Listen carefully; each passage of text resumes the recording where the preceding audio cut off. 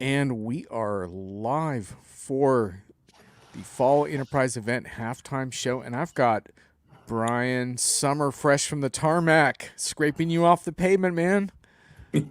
How you Yeah, doing? almost didn't make it. The plane could pull up to the gate, but there was no one there with the airline who knew how to drive the jetway to the gate, so they had to fly them in from somewhere like Omaha to come operate the jetway here. But I eventually made it here to the office, so it's good. Yeah, so hey folks, Hey, Elliot, if you I almost didn't make oh it. wow. Brian's got audio. How we doing, man? Uh Airline knew how to drive the jetway to the gate. we got the old Fly them replay in. echo. Hmm. I'm trying to think out. I think that might be on your side. Testing one, two, three. Hang on, folks. We're gonna just do a couple of quick sound fixes here. Hey, Thomas, how you doing? Thomas is gonna have a few things to say. I think before this show's all said and done. Welcome. Testing one, two, three. Brian, how we doing? I think I'm okay. Let me see what was causing that horrible delayed feedback loop. Sounds all right now. All right, well, let's give it a Yeah, whirl. it's isn't it funny how everything's fine in the prep part and then you go live? It does Yeah. give you a little appreciation for these poor vendors and all the stuff we grill them on, right? And then we go live and we sound ridiculous. Um, little humble pie for John and Brian head out. But anyway, if you're involved in event management, vendor marketing, or AI marketing, you may want to have your stress pillow handy, or a punching bag, or some espresso, because I don't know. Brian and I are gonna go through some top five takeaways, and it might get a little salty at times from the peanut gallery here. So just wanted a public service announcement. I'm trying to be on better behavior these days. So anyway, we'll Oh, see what you happens. are okay. Well, you didn't wear a tie today, so that implies kind of fisticuffs. So we shall see if you can live up to that. I'm a, Here's our agenda, folks. No special guest. It's the John and Brian show, and perhaps you in the chats feel free to chime in. And we're going to go through our top and underrated enterprise stories, and then we're going to hit the core of the show, which is our top five takeaways so far. So, shall we see what's next? let's go to it, John. All right. Well, I heard wrapped here, but I heard a new phrase at the HR Tech Show this week called a workday workaround, and I I thought it was catchy enough that it might start catching on in the market. So I decided let's get a jump on it and put it on our cringy buzzwords kind of list today. And And then, then see you in Decentraland, huh?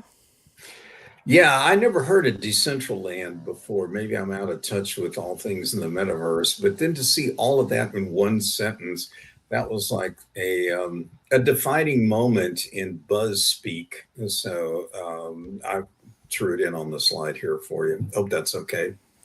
Yeah, indeed. I love. Let's keep the fantasy of decentralized technologies going. Meanwhile, the only person that cares about the metaverse has more money than everyone except Larry Ellison. But anyhow, I'm coming in hot, Brian. All right.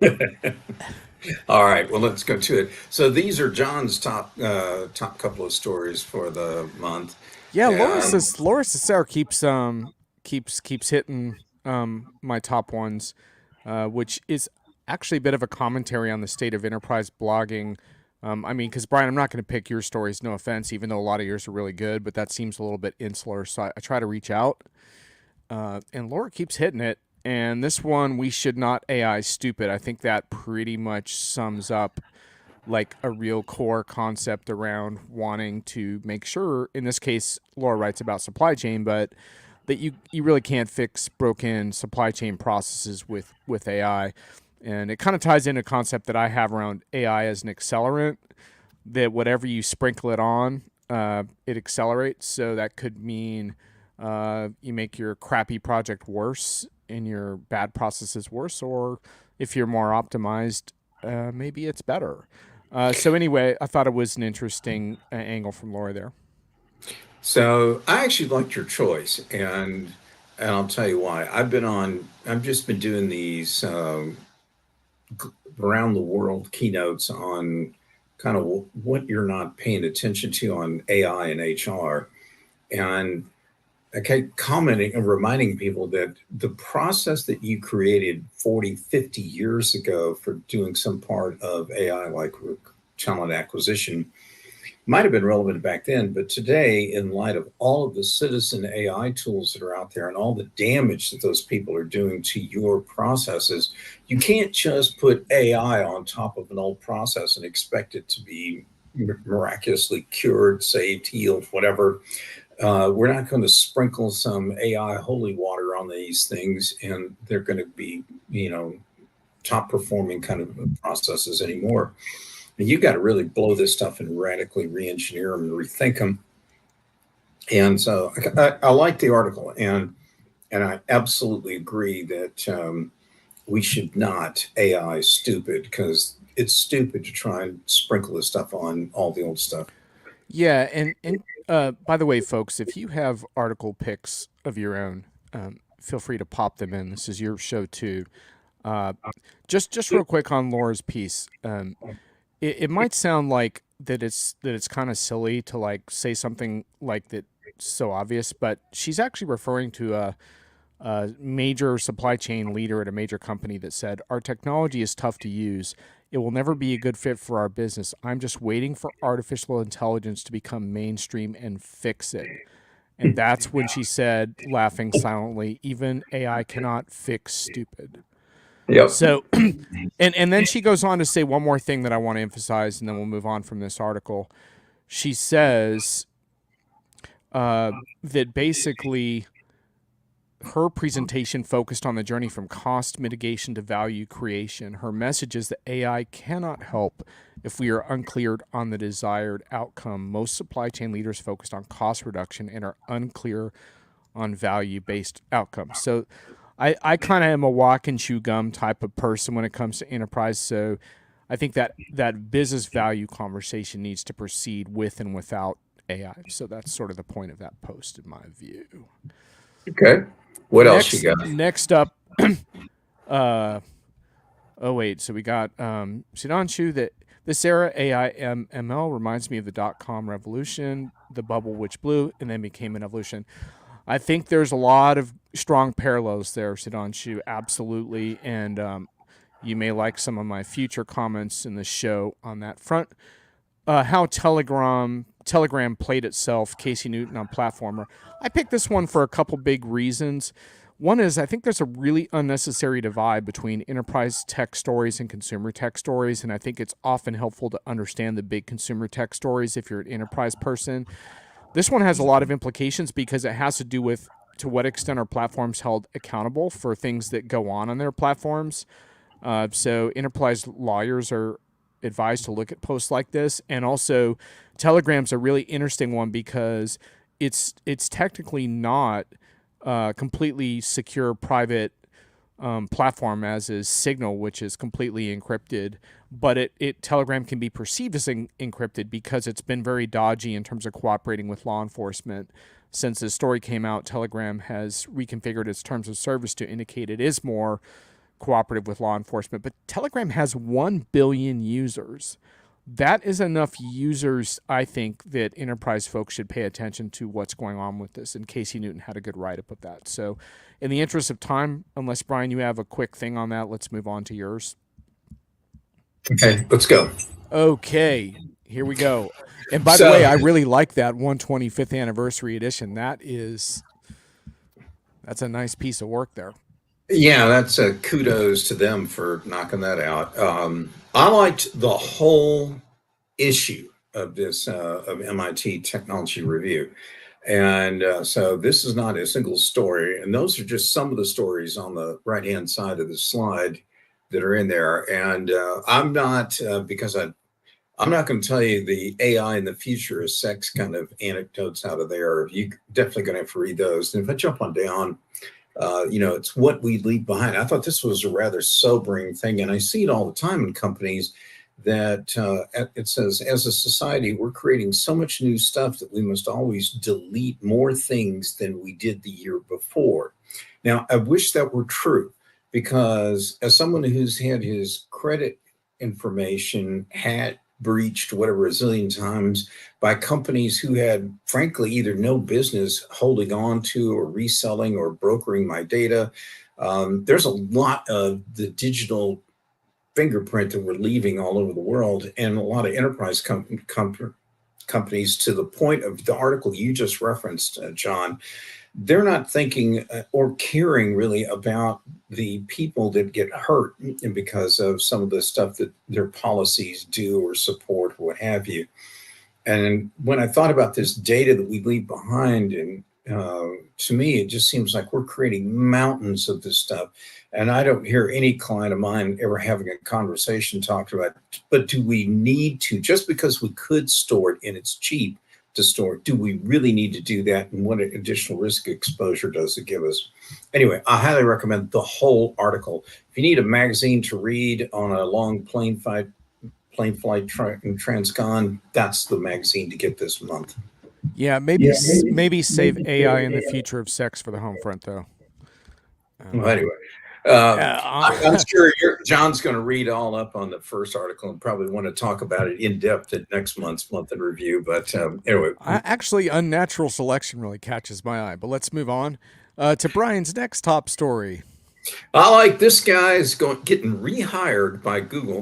One of the rare alumni stories that I ever see in the HR space. And look at the price tag in that first sentence. They're willing to pay him $2.7 billion basically to come back to mother Google. And as a result, I'm going to raise my price. If Accenture wants to get me back, it's going to be $6.7 billion for them. Wow. Any thoughts on that, John? Man, life is good in Carmel, Indiana, isn't it?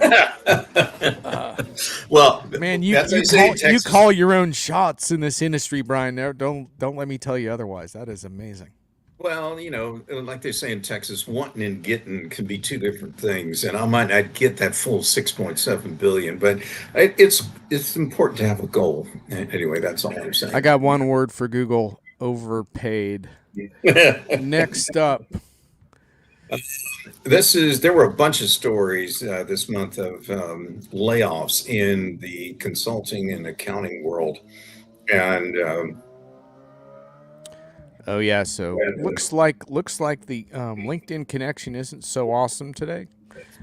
So if you're struggling a little bit on LinkedIn, sorry about that. We don't have the ability to troubleshoot that at this time, but it does broadcast on YouTube and also on Twitter on my JONERP feed. So I guess we call it X now. So anyway, if you need the YouTube address, just comment. I just flipped over to LinkedIn, and the image quality was terrible. Let's blame it on the hurricane. How about that? Indeed. So I just want to alert folks that the petals are off the bloom here with some of the things going on in consulting, but there's a couple of untold stories that I think need to be fleshed out. When there are layoffs like this, again, mostly in the consulting side, it's not just that somebody overhired. It's probably the fact that what companies want and need from service providers is changing.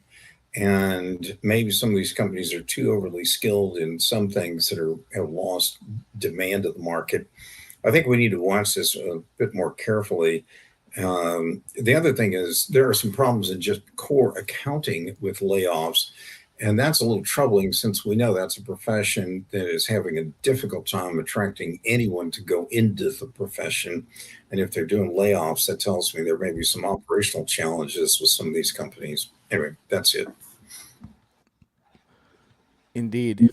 And I think one of my big questions is like, at what point is layoffs not going to be the fix that works, right? It's been kind of overused, I think, the last couple of years. Right. And now we I wish I had like some of that, like, NFL quality, like music or whatever. I got a bell. let's charge into the halftime report, shall we? I mean, there's been a lot of events that took place. I think the thing I would kind of start with, and I don't even know if I put this on my top five, but vendors kind of disappointed me as I was worried that they would, in two different capacities. One is that they oversold AI when they don't need to oversell AI because customers, for once, actually care about this technology and they want to understand. So you don't have to sell it, folks. You just have to explain it. Brian, I don't know if I told you this, but one of my favorite interactions that happened at Oracle Cloud World, because I went to the press conference and there were some really good answers from Steve Miranda on stuff like AI pricing and stuff like that are a big concern to customers. And I said, man, I wish all the customers had seen that because it was like much more in depth than the than the keynote in terms of what really matters to customers right now. And the Oracle employee said to me, "Touche. Well, that's what you're here for. That's your job." Well, he's not wrong. That is my job, but I think it's also instructive for vendors to think about like having more open conversations because you don't have to sell people who are already sold. You can kind of move on to the next. And my other big disappointment, and I think this is number one on my list, is that vendors are overhyping AI agents to the point of absurdity. And so I think one of the reasons that's happening is because the Gen AI feature rollout just isn't quite there yet. Started to talk with customers that are using some of it, but it's really early days. And so I think vendors are feeling like, well, we need an AI story, so agents are the next thing. But to be honest with you, the agent conversation, we could probably spend the whole hour talking about it. AI agents are complex, varied, have multiple uses, and by the way, are not new. There's all kinds of AI agents that have been operational for years. So the notion that it's a new thing is also a misconception. So anyway, that was kind of used as I was kind of afraid it would be to kind of obscure like a look at a lot of the kick-ass stuff customers are already doing and using both in AI and beyond. So I thought that was one of the things that I was really cringy about, throughout the fall season and just really was unhappy about. And so I'm pretty grouchy about point number one. Point number two, and then Brian, I'll surface for your comments. Point number two, on the other hand, was really interesting, which is one of the things vendors are focused on is getting the AI architecture right. And that's one reason why Gen AI has been a little slow to roll out, is that there's a lot of things that have to be done around privacy and better output, complex sort of architectures that involve both larger and smaller models for more efficiency, things like that. And those conversations are super interesting, and I think vendors could share even more details on that with customers than they have been. But I think that's the more cool part of the story, even though it's a little bit of a tech geek story, is the architectural story. And so actually, I thought vendors did a pretty good job on that this fall so far. And so if I'm going to really knock them for point number one, I'm going to give a little bit of credit for point number two. Brian, any thoughts on my top 2 points so far? First one I'll make is, there were like 500 vendors at the HR Tech show this week. I mean, that's a monster application software kind of venue. And, everybody wanted to talk about AI. So to your point about the overhyping, particularly around agents, yes, that's true. One company's solution, though, was kind of the subject of analysts little sniping in the background. Some of their just basic AI enabled chatbots could only handle 4. That's it, 4 standard questions. That's all they could do. So to think that this stuff is that incredibly transformative, or to pretend that it is from a marketing perspective, is an absolute red herring. So for those of you who are thinking of buying some of this technology, caveat emptor, folks, do your homework and be very diligent in checking this stuff out. Yeah, and I think your monster post that you did on Diginomica, like about the kinds of questions vendors should be asking about AI, still stands as one of the more important posts of the year, and it was pretty comprehensive at that time that you released it. Though obviously there's probably some new ones we could add now.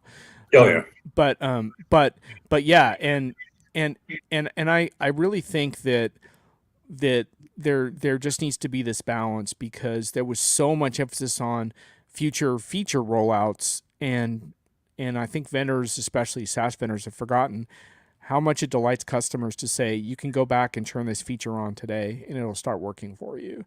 And So, we need to get back to that a little more. so one of the vendors that I've been sparring with lately, uh, one of their people came up to me at the show this week, and all they were doing was hammering how many different, well, we have this many generative AI tools, this many agents that will be out this year. We have this many machine learning enabled RPA powered kind of processes. And well, that's great. And it shows a dedication of focus and everything else. And I'm not taking anything away from that. What I really want to hear from them is tell me about the business impact of these, and tell me how any of them actually dramatically rethought a process to make it much more relevant in today's world. Because right now, what you see is what I describe as the way people season food in Indiana. They just sprinkle a little salt and pepper on the margins on the outside of an old process or whatever, and then they call it done. And I'm looking for something that really um, took a whole new, not only look at things, not just to be different, but because you have to consider all the new kinds of players, actions, other technologies out in the marketplace, how they impact your firm's processes. And then you want to design appropriate AI countermeasures to deal with that. And we're not doing that in the market for the most part right now. I'll talk about that in a moment. Anyway, keep going, Sean. You've still got plenty of halftime goodies on your list. Yeah. So let's just run through those, and there's a lot more obviously to say about agents, but I'm just kind of hitting the high points right now. So one of the big ones here is customer data matters for better AI, but how much we're going to find out soon. So I've been spending a fair amount of time on my AI pieces looking at how these architectures work and getting into some of the details on customer data movement. One of the things I've been pressing vendors on is what happens to the data in the log files, and I got some really good answers from both Oracle and Workday on that, and I appreciate their willingness to get into that. And I want to encourage vendors to just be more proactive about sharing that information, because I think customers really want to understand that. But basically that's like a really big sort of gulf between sort of what you might consider consumer Gen AI, which is like really easy to use out of the box, but fraught with all kinds of problems in terms of accuracy, hallucinations. Like, you can generate code with some of those consumer bots, but there's a really big difference between building a bad WordPress site and building like enterprise grade software in terms of coding. And so all this kind of stuff needs to go through an enterprise transition. And one of the big things is, how can you use customer data in to get a better AI result? That's pretty clear that these today's AI systems need to be fed customer specific and industry specific information, and a lot of that is happening through a technology known as RAG, retrieval augmented generation, which essentially provides context to the things that you query from the system. And the appeal of RAG to a lot of vendors in the short version is that you don't have to put that data in the LLM. It's just part of the prompt, so it's not a permanent part of the model. But some vendors are also fine-tuning models for customers. I just listened to a really good webinar from Cohere about how they do that. So there's different ways to go here, but the gist of it is that customer data really matters for enterprise AI. And what we're going to find out is just how much it matters, how good, for example, these support bots can be at handling queries. I had a little back and forth with Thomas Webernight on that because Thomas was talking about Zendesk projection that a huge amount of queries, I'm forgetting whether it's 60% or 80, it was a lot, are going to, the first level queries are going to be handled. I'll look up that stat in a sec and give you the right number by these bots. And I was kind of reflecting on how many successful support queries have I had with an AI bot. And it's definitely less than 5% of my bot interactions are successfully resolved. So the point is, it's going to take a long time, but customer data is at the core of this. And so that's a really interesting theme. And let's see what Clive has to say here. Yeah, it's the halftime reports. We're going to get to Brian's in a sec, so I want to finish mine real quick. Oh God, rag. Yeah. But Okay. but but RAG is Clive. RAG is like very core to most enterprise AI architectures right now. So okay, Thomas is saying 80%. Yeah. So I think that's a wildly optimistic figure. But at the same time, I have documented cases, but they're more in the 20 or 30% range so far, of queries that can be completely handled by an AI solution effectively. But hey, I'm not going to knock 20 or 30%. That's an important stat. So let me just press on. So the next would be human team collaboration and process changes is the underrated story AI is obscuring. And I think we still have a long way to go with the kind of collaboration that's necessary to drive these changes in organizations. And I had a really interesting conversation with the CFO at a recent event that was all about that. And he's really interested in AI and he's working on it. And they've automated some accounts payable stuff and things like that. But the focus was really more on how he serves the business in a different capacity and how he can be a partner to the business and how that works.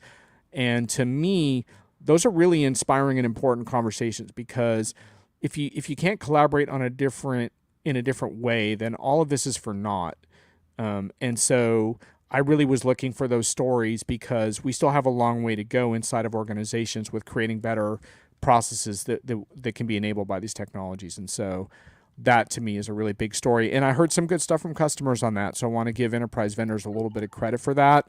But they're not generally leading with that story as much as I think that they could.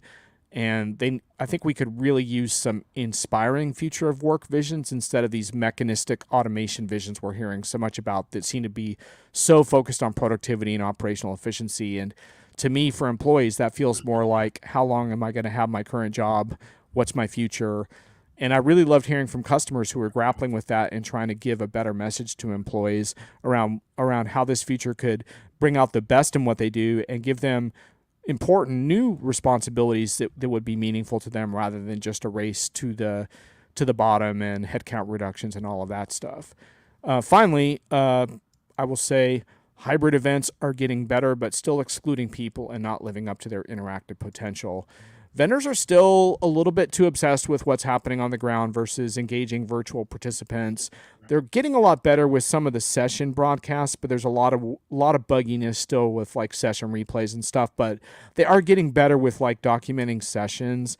But that's a very passive viewing experience, and there's a real opportunity to engage some of your VIP folks that could not make the conference for whatever reason. And I just think vendors need to be a lot more conscious that in this economic environment, there's a lot of people that want to get to your show that can't be there. So don't get caught into this fantasy that all your most important people are on the ground, because that's just not the case right now. And the technology is there to engage those VIPs in a different kind of way. I've written about this ad nauseum on Diginomica, so you can read all you want about it. And those are my top 5. Brian, any comments before we move to yours? Let's pick up on number 4 for a moment on that collaboration. Um, you're right. That's a very important thing to look at because one thing that vendors seem to never want to show us is where's the feedback button where if I'm a user and I find that some of this AI stuff is generating some junk or swear words or hallucinations, whatever, how do I report it? How does anyone ever find out about it? And I've heard some really unsatisfactory answers from vendors on. Yep. One of them said, well, we can kind of monitor the usage of a bot, and if it's generating junk, we'll see the usage goes down. And that's not a good way to do it. I don't see the fields on screens, the places that can, somebody could click on it and put something in or grab a screenshot and paste it in.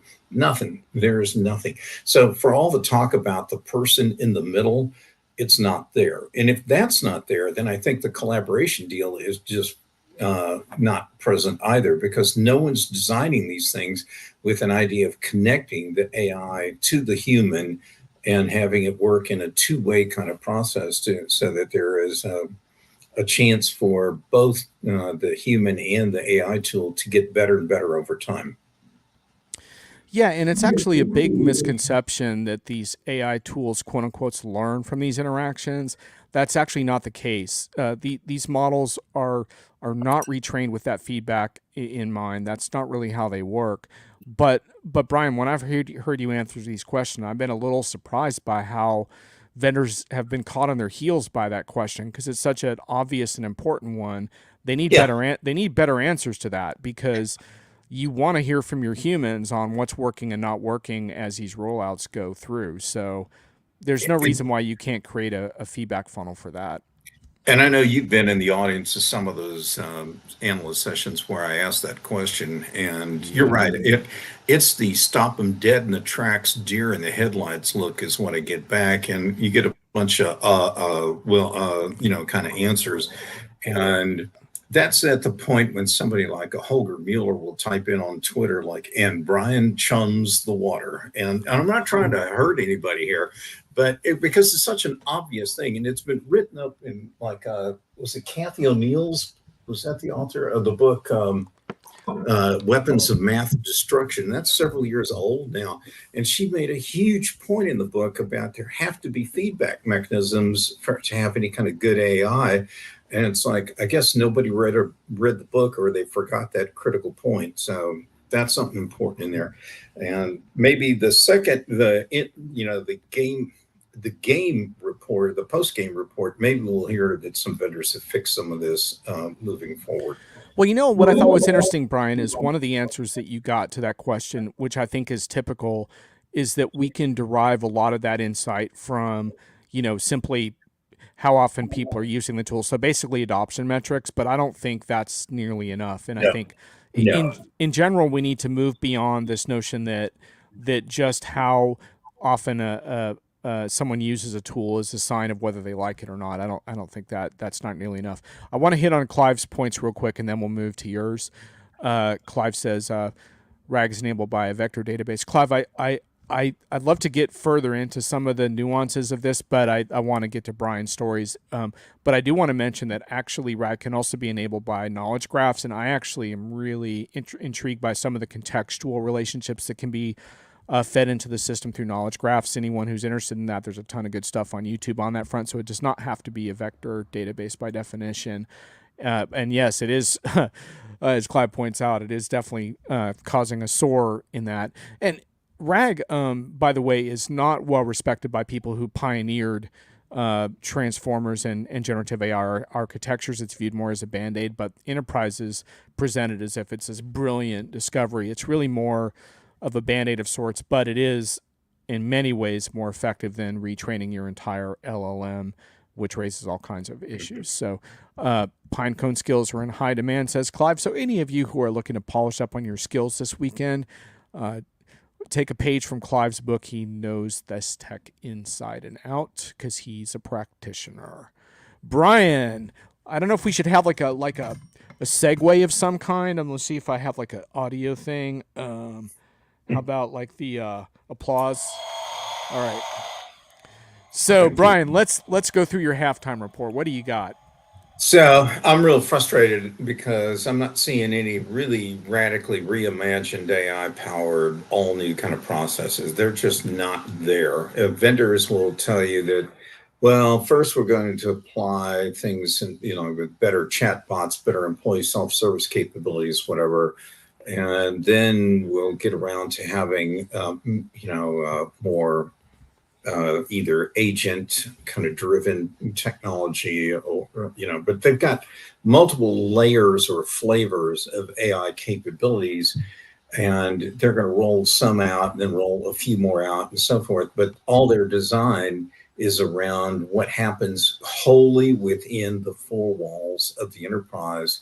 And they're not looking at what people on the outside of the enterprise are doing and how that's going to impact them.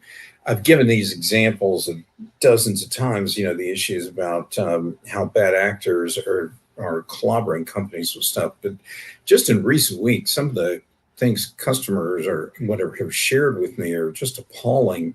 How people are using AI to generate massive volumes of fraudulent invoices that look just like the ones from legitimate companies. down to incredible levels of detail so that they can, and in fact, some of them are multi-step frauds where they're basically finding ways to enroll their fake company as a vetted, trusted vendor and getting away with some of this stuff. So I'm not seeing vendors actually taking the lead role here in identifying what the radically reimagined ones or the all new ones that we need in businesses to take care of this stuff. It's so that's a whole. This Can is I ask you something? Can I ask you something about that? So I that makes a lot of sense, and I think like some of that is a response to changing threat landscapes, right? And changing adversarial circumstances, like you said. Is there anything when you talk about radically reimagine AI powered processes? Is there anything that comes to mind that's a little more forward thinking, that's more about growth and revenue that you would like to see, or is it more like defensive posturing around sort of new threats? and there's a third category, which is how do we just improve what we've really got? Yeah, So, for yeah, example, I don't think we need modules for career management or succession planning anymore. To me, that's simply a machine learning or algorithmic kind of utility that any employee, anywhere, anytime, on demand, should be able to go like, here I am. I'm John Reed. I've been here at Diginomica 55 years. What's my yeah. career path? What are the options I have? And and what kind of training do I need? It's That might really, be a very short response. Um, I doubt that. But I'll anyway, my probably point get like I'll probably get like a GIF of someone busking on the street corner. Anyway, go on. well, look, you're not going to get that $6.7 billion job offer No, from I am not. Accenture, with that kind I of don't like picking my on you. chances there. Yeah. So I think there's actually another group, and that would be these like, wow, we don't even need a module. We can replace an entire module with an AI utility. That's it, and that means you really ought to think about what do I need some of these tools for. And I think you and I might touch on something where you will need a tool, and we'll get to that when we talk about our good story coming up right after this. There are the fraud related kind of things in HR. There's just tons of issues with what happens when two worlds collide, when citizen AI runs into commercial AI and no one's thinking about what that overlap is going to be. So when you have everyday people's resumes spamming the daylights out of companies with tens of thousands of resumes, and you never designed your process to handle that, you got a problem. And we don't have, right now, by the way, about 60% of the resumes coming into some big US firms are from people who live in other countries. And even though the job description may say we're not looking to hire non-US authorized to work people, we are not going to sponsor visas or anything else, and yet 60% of the transaction volume on resumes are coming from these folks. So why don't we have a tool that skims that stuff right out and gets rid of them so they don't clog up the applicant tracking system? And I could go on for an hour just on all these kind of problems, but the vendors aren't thinking that way. They're thinking so freaking incrementally about how can we tweak like the benefits enrollment process with a little bit better self-service tool. Brian Summer coins the phrase incremental AI. Vendor marketers recoil in horror at the concept. I love it. You're definitely going to get me in trouble before I get through this. I'm trying, man. But you said you're all buttoned up now, so it's going to be tough. Thomas Webernight of CRM Convos over on YouTube. Glad the YouTube comments are working nice. There's only one way from the top of the hill, Brian. Thomas, you might want to elaborate on that a little bit, but we will keep going in the meantime. Oh wait, we got a question. Why do you consider applicants sending their CVs out with the help of AI spammers? I'd consider this self-defense. Ooh. All right. That's a fair point. If you, Thomas, are just sending out, let's say, handfuls of resumes, let's say you're sending out about the same volume you used to when you were looking for a job. It's just now you're using AI to create better kinds of resumes or more relevant ones, whatever that apply out there. But what I'm referring to, there's like one guy who applied to 5,000 open jobs in 1 week. then you can't convince me, Thomas, in any serious nature that this guy's actually going to consider doing interviews or screening interviews or anything else with anything short of maybe 5 or 10 of those companies, but yet he's going to spam out that much. So when I'm referring to resume spammers, I'm talking about the really egregious people. Yeah, You'll, Thomas is saying he'd use them to make better and send more. I could see the argument for sending a few more than you used to, but I would tend to agree that that once you get into the thousands, that's probably you're not in the few more realm at no. that. I would say not.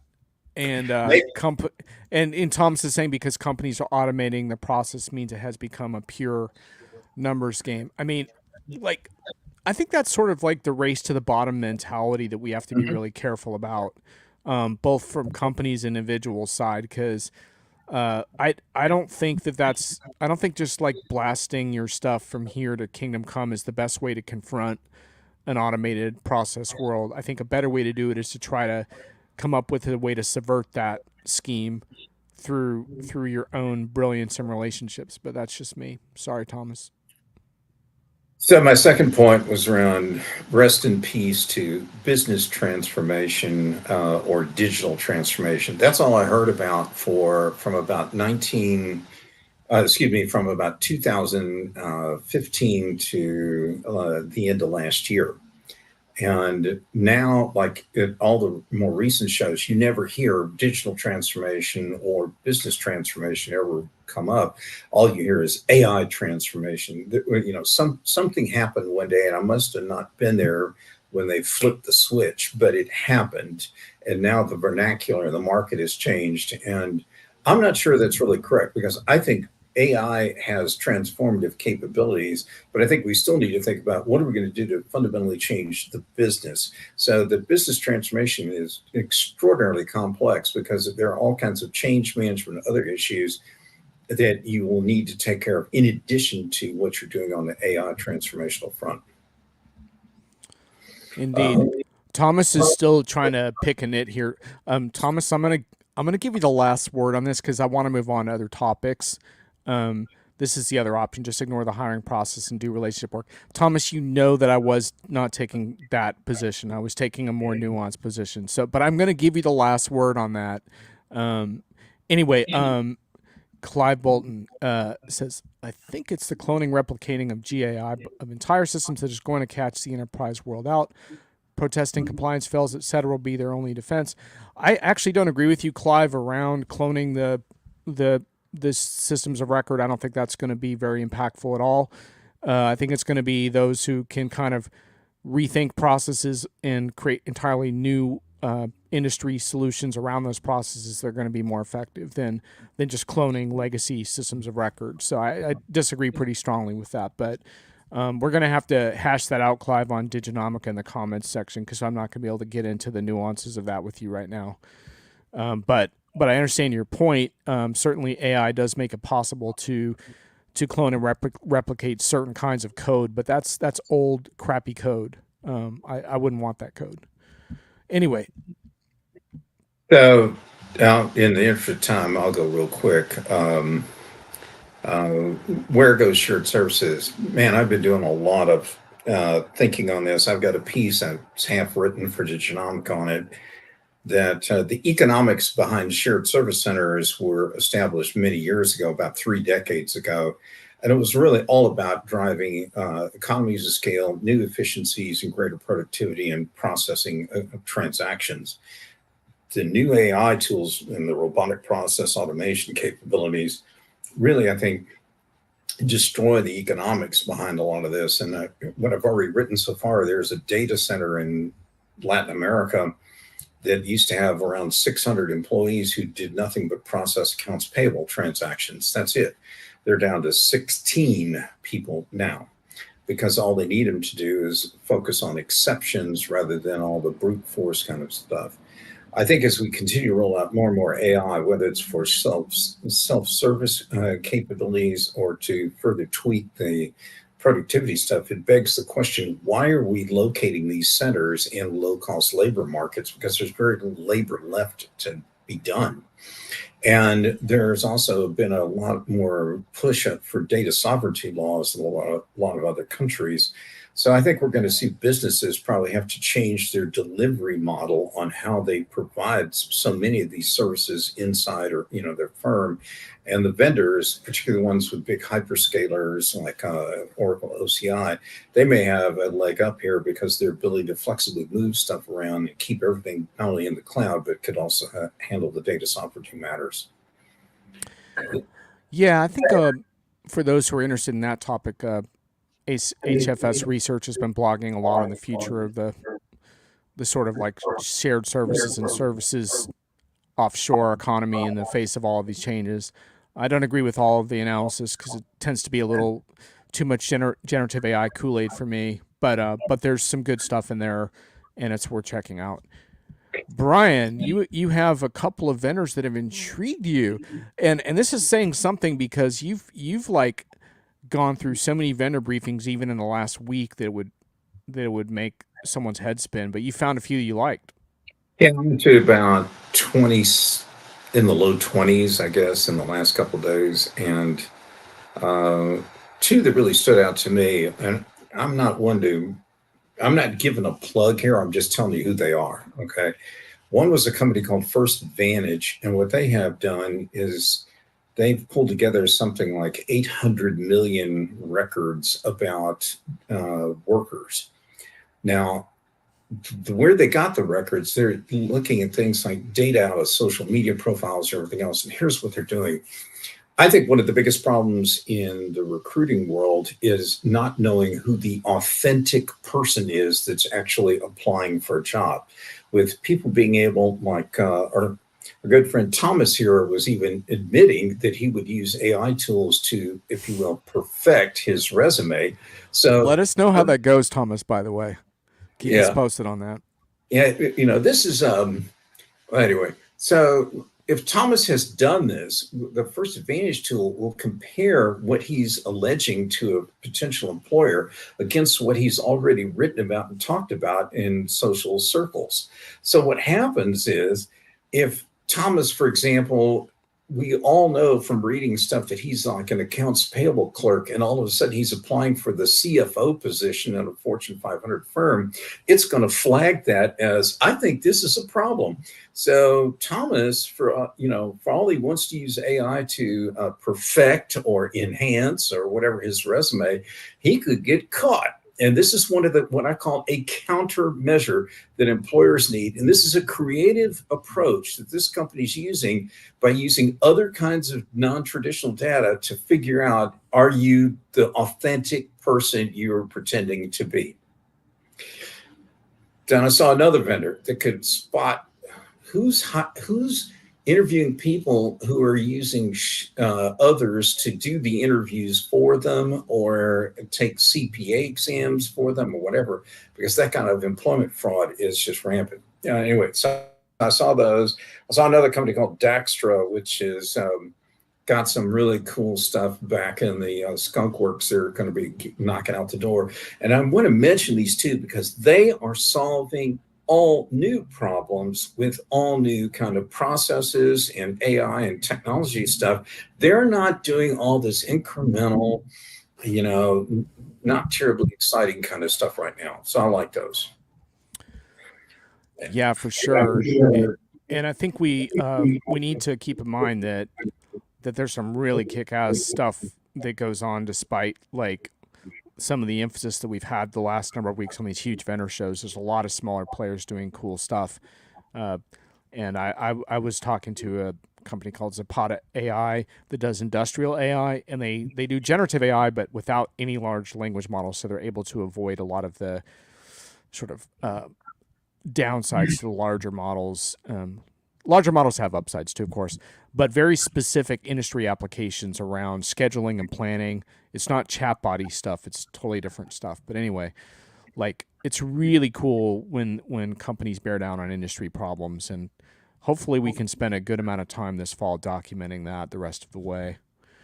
And Thomas, you say your lips are zipper. Are you trying to quote Larry Ellison? Because Zipper did come up as in the context of security this fall.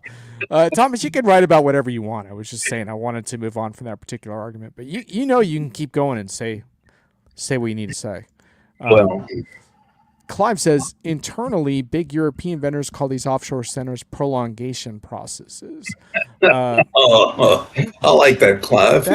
That's good. We might need to use that for our buzzword of the month next time. I was going to say that's maybe next month's buzzword. That is a contender. Oh, and Clive, by the way, one of the reasons why I don't like the concept of pulling legacy ERP code and trying to decipher it is because if I were doing ERP from scratch now, what I would do is try to build it from the ground up with tracking carbon's emissions and materials tracing and everything else every step of the way.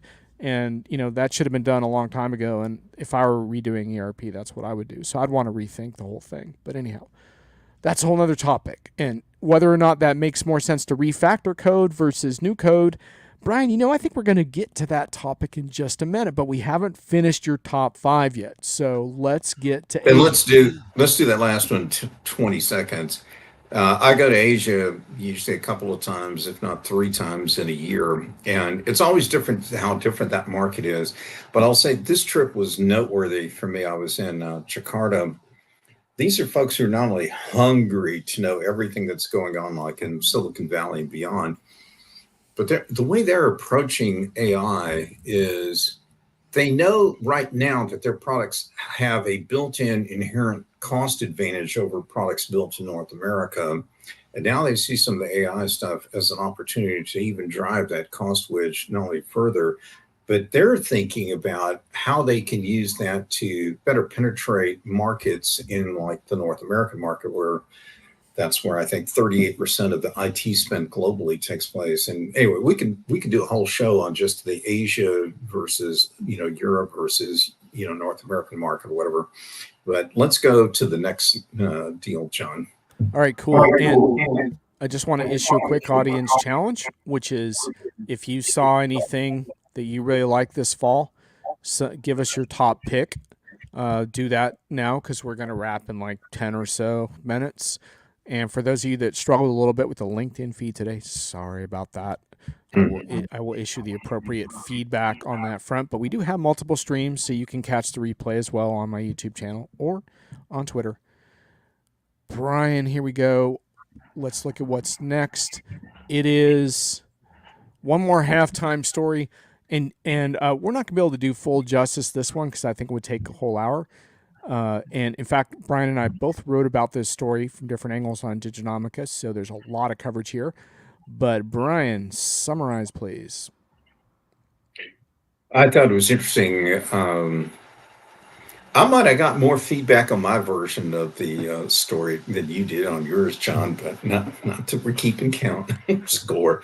But a lot of that feedback came from me, so that's if you'd given me feedback on mine, then we'd be competitive. Anyway, no, it was the gist of the story, folks, is that they want to replace Workday and Salesforce is what made all the headlines. And there's a lot of nuances to this story. And I would agree with John. You guys ought to go look at the different articles that we put together on this to kind of get the fuller picture of why that may not be such a great idea. And we might just leave it at that. Is that okay, John? Yeah, it's good. I think it's an interesting story because it raises 3 important themes.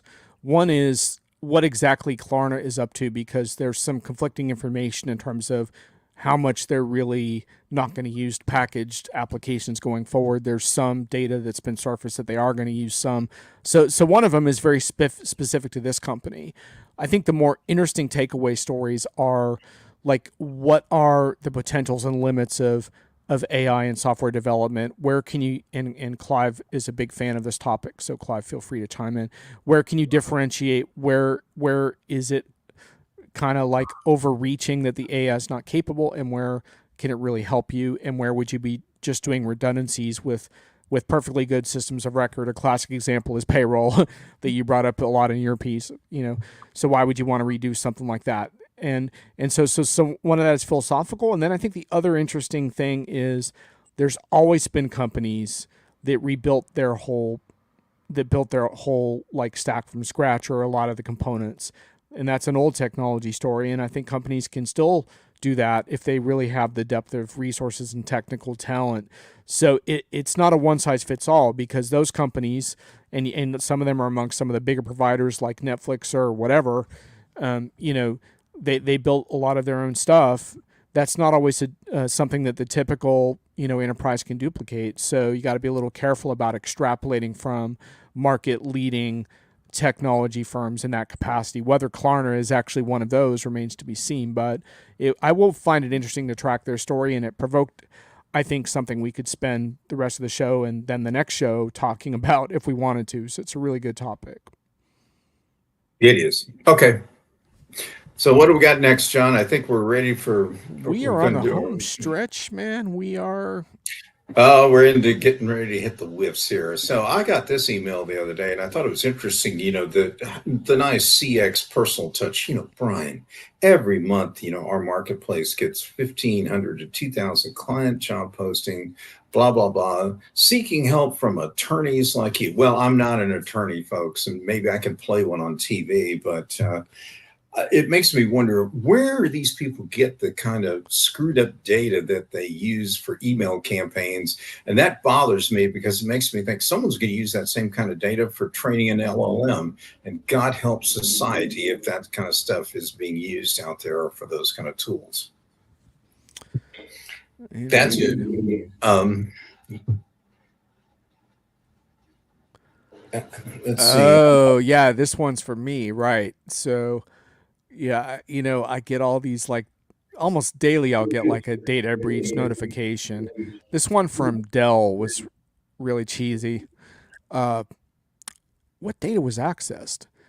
At this time, our investigate because I bought a couple computers from Dell, you know, years ago. At this time, our investigation indicates certain types of customer information was accessed, including name, physical address, Dell hardware, blah blah blah. And then I love this next sentence. This information involved does not include financial or payment information, email address, telephone number, or any highly sensitive customer information. Let me ask you something, Brian. Do you consider your address a sensitive piece of information? Because I do. Like you know, you can be doxxed at your physical location, and that's just one of those things where what a lot of these more effective, you know, scammers do is they pull information from different places. So they have your social from one place, they get your address from another, they put together the profile. So I don't think companies like Dell are in the position to say what's sensitive and what's not. Just tell us what was breached and leave it at that. Let me decide what's sensitive or not. It's just so ridiculous. It's like, oh, well, this breach didn't count. It's like, you know what? Sorry, Dell, the breach counts. It counts. You screwed up. You fucked up. This was a bad breach. I'm sorry. Just because it didn't have credit card information doesn't let you off the hook. So stop it with deciding which information is sensitive and which is not.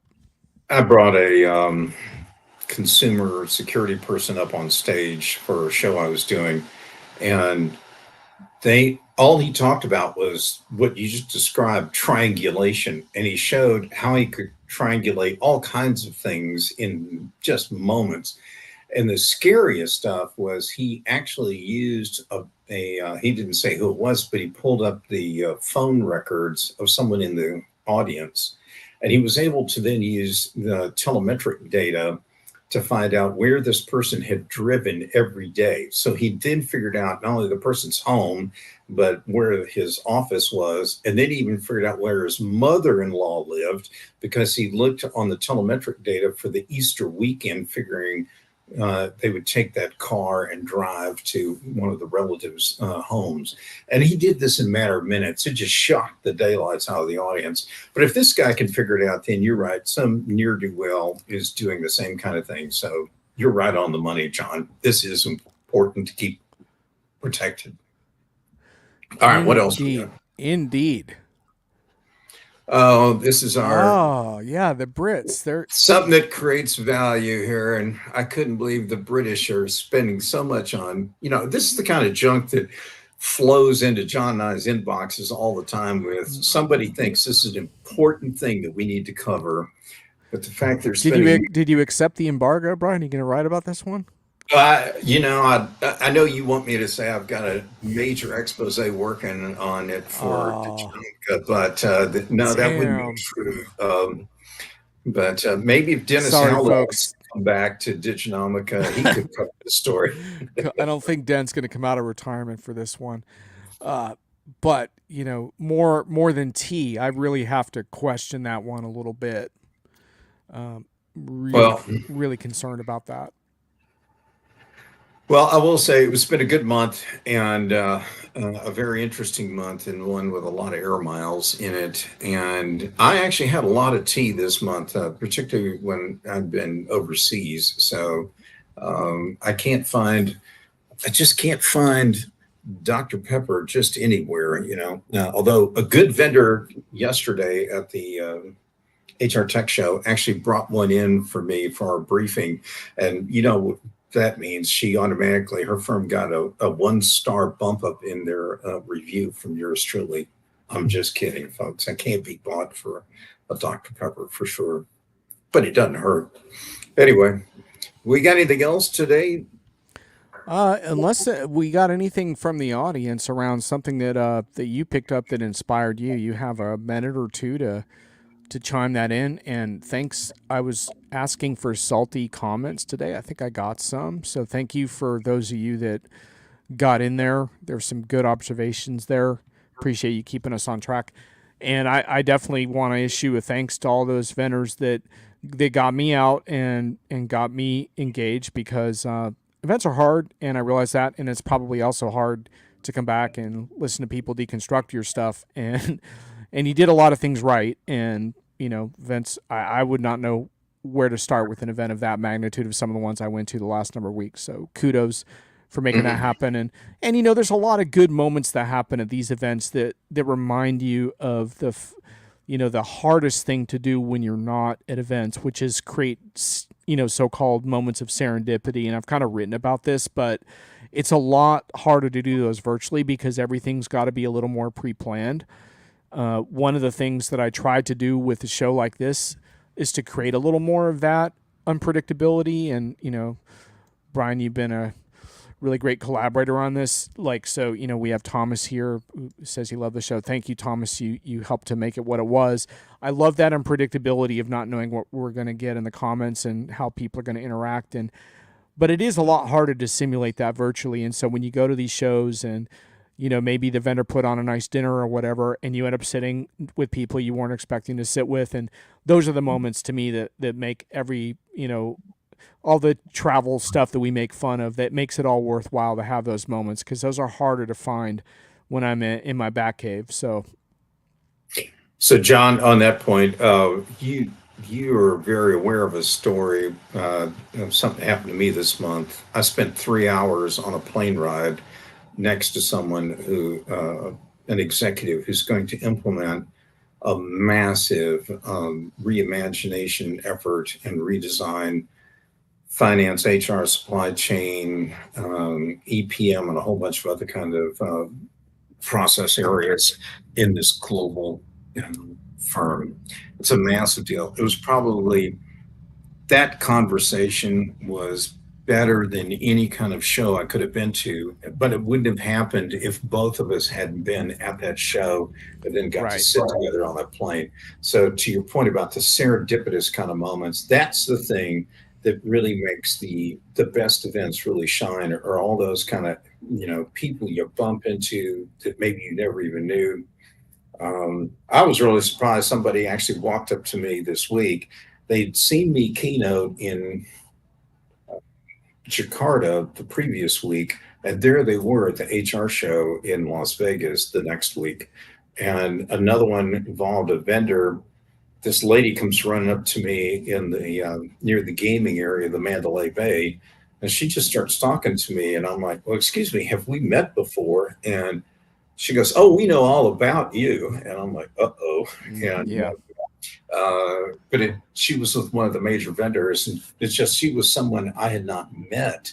But apparently, I guess the things that you and I write and talk about all the time, John, people actually, I guess, do read them. So that's nice. And apparently, it provokes conversation in companies. And I guess that's what our job is really all about. Anyway, I really do love those serendipitous moments. And sometimes some of those are the most clarifying aspects of having been at some of these events. And I also share your observation, John, about I feel for the folks when you try and really put a big show together.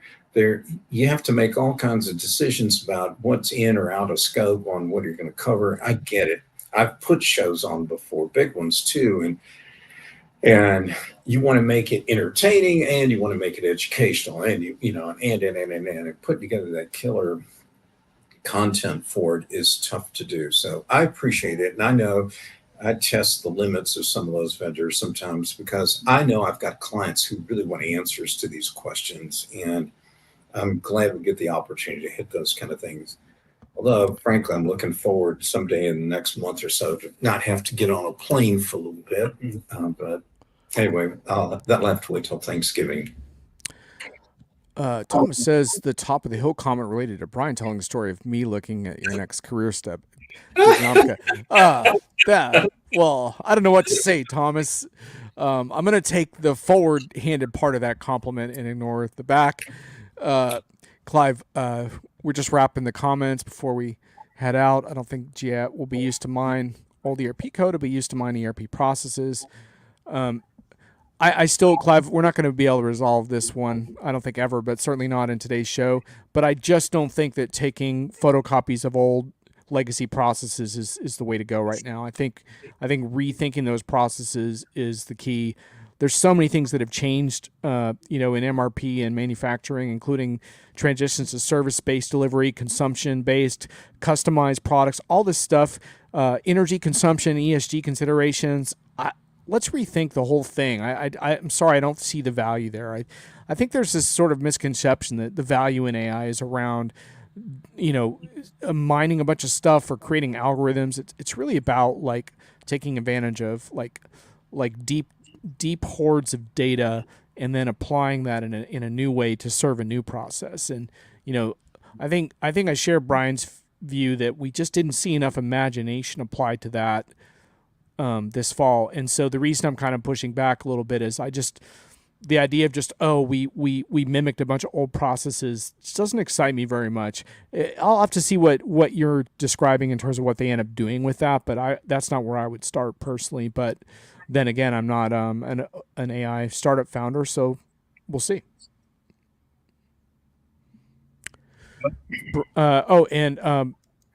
Thomas also wanted to say that your stuff is worthwhile reading, Brian. So some people actually do like to read about the enterprise on weekends and evenings. So if you do, then you've come to the right place. I think on that note, John, why don't we take this to a wrap? And if anyone was ever wondering, John and I really don't know what each of us are going to say on this show. I mean, I might put together a slide deck and I might know what his articles are going to be, but I don't have any idea what he's actually going to mouth off with. But anyway, I'm just as stunned as you are sometimes. My mom had the same problem. Clive says you agree, but transition made easy by mimicking old. Yeah, to some extent, perhaps, but I would just say that's maybe 1/10 of the journey.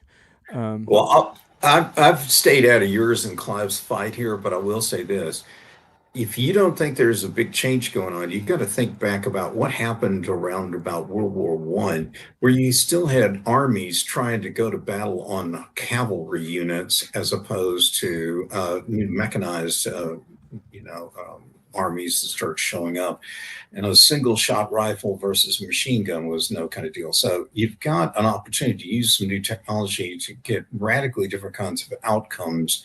And I think mimicking some of the past, you'll be on a slightly bigger horse. You're not going to be on a 800 horsepower kind of powered tank or something like that. Yeah, and look, if having that gives you a head start, I get it. But to me, that's just a very rudimentary beginning use case of generative AI, and it's not like what I would be looking for in terms of like imaginative, break the mold kind of stuff. And frankly, we just need a lot more of that because I think it'll make our shows even that much more interesting, Brian, if we can spend more time talking about, oh my God, here's all the amazing things I saw at this last show versus like, why did we spend like time talking so much time on the keynote stage talking about the 50 AI agents or the 100 AI agents that we're going to release in the next year, and oh, we have a name for our chatbot now. I'm sorry, that doesn't move the needle. It just doesn't. Anyhow, uh, Bob Stutz, yeah. Well, Bob and I have circled around each other for a long time, so maybe that'll happen at some point. Um, anyhow, Brian, you gonna take us home? Sign off. Tell the viewers goodbye. See y'all at maybe the one of the very next monthly review talks. But if I don't end up seeing you at IFS or iSolved or any one of a number of other kind of venues that are shows that we're going to cover in the next month. So anyway, thanks everybody. Bye all. See you next time.